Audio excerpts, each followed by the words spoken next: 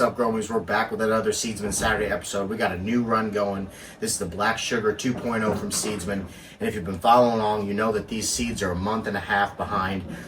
I should have got these beans here earlier. It was held up by Seedsman, but I was very loyal and I was very excited to run this unreleased. And it just sounded like a really good strain to be running. It's got the garlic butter crossed with the purple kush. And right now we're having some issues. So normally we would do a seed soak in some aloe water and maybe some root wise for about 12 hours. And then I would plant them in a solo cup or a bud trainer cup. And that would grow out for about 2 weeks, and I could pick and choose which ones I wanted to actually plant into the bed. Because once you put them in the bed, it's their forever home. So you want to make sure what you're putting in there is what you want to keep.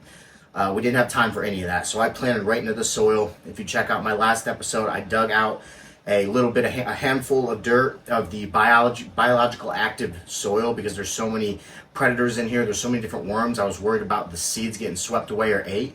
So I scooped some out. I put some build the soil light in there with a little bit more of an inert soil, and we still had issues. We had some hypospecies mites, which is a predator mite, very beneficial. It can get rid of thrips, all sorts of types of larvas. It's very good to the soil, but too much of anything is not good. So we're overran with those right now. I usually would apply some Pyganic, and right now with them being seedlings, I just don't want to put any more stress on them than they need to. So we're going to wait to spray that, and just fingers crossed we get some good health growing up. So right now I got about 4 that are showing their cotyledons, and then I got 1 with a helmet head, 2 with some helmet head, and they're not looking the best. So I'm not too optimistic about all of these popping up, but if I can just get a few, I'm going to be happy with that. I wanted to fill this whole bed and the tray to grow so we could grow this up and flip this crop cultures parity glue skies at the same time, get this tent finally on the same cycle. So this run's going to be a little bit of struggle, bear with me, but I'm just showing you that anything can go wrong in the garden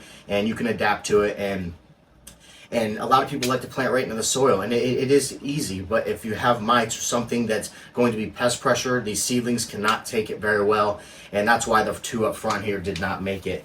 So you can see I got my dome cups on here. I just poked some holes in there. You can see the fog on here. That's the humidity built up, because you want high humidity. They're not using their roots to drink right now. They're actually drinking through their stomatas with the humidity. So keep your humidity up. I'm about 75, 76 degrees Fahrenheit in this tent. And we're pretty much just going to be misting these. This bed's so big and it's so full of moisture right now, I don't need to give them a 5% watering. I just want to keep that few inches of soil moist. I don't want it to dry out, because it's going to dry out from the top to the bottom, because just the gravity will pull water to the bottom of your bed. So I don't want to overdo this, because there is enough moisture in there for these roots to eventually seek out, but I still want to keep the soil biologically happy with the moisture, so I can keep everything going.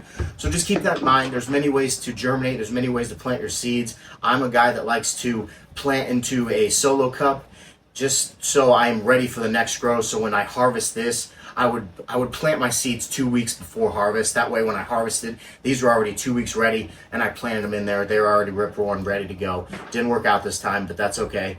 We're going to have a little bit of extra on this Seedsman Saturday. Not only are we running the Black Sugar 2.0 behind me in this tray to grow, we're running the Compound Genetics The Scrooge, and those are also available on Seedsman now. So I'm excited to be running both of these genetics. It didn't work out the way I wanted, but if we can get 1 here and 2 here, I'm happy with that. It's not an ideal situation, but like I said, we just adapt, and I wanted to show you that mistakes can happen in the garden, and you can move around them and still plant and get a harvest. So why don't I go ahead, bring you in, show you a little bit of how these little guys are doing. I'll show you the Compound Genetics too. And what I did on this bed too, before I let you go, is I did a full re-amend video on how I re-amended this before I even planted into this soil, the cover crops, the castings, everything. So check that video out. And this will be our first episode of Seedsman Saturday. So let's go ahead and let's check this. Let's check these little babies out, see how they're doing.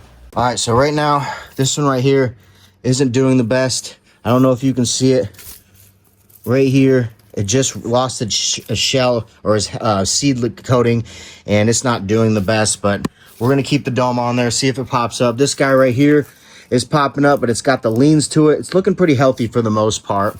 And then let's go ahead and pop over here to one of the healthy ones. This guy's very happy, looking good. No mites are climbing on it, which is good. Same back here. This one's looking pretty good. And then this one right here is probably my favorite right now. It's the biggest and farthest along. And then we got this guy over here, which is that helmet head I was talking about. I don't know if you can see it right there.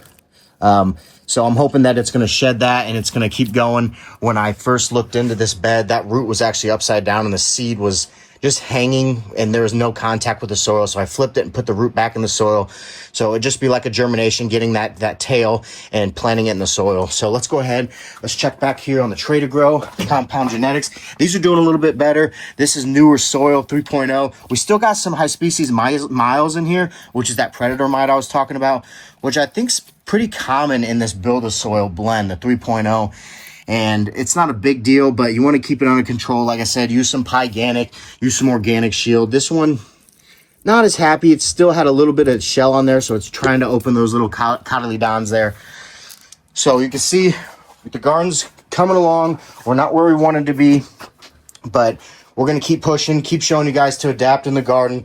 Stay up on everything. Stay loyal to the Soy Gromies. Stay tuned for the next episode. Much love, and I hope you have a great night.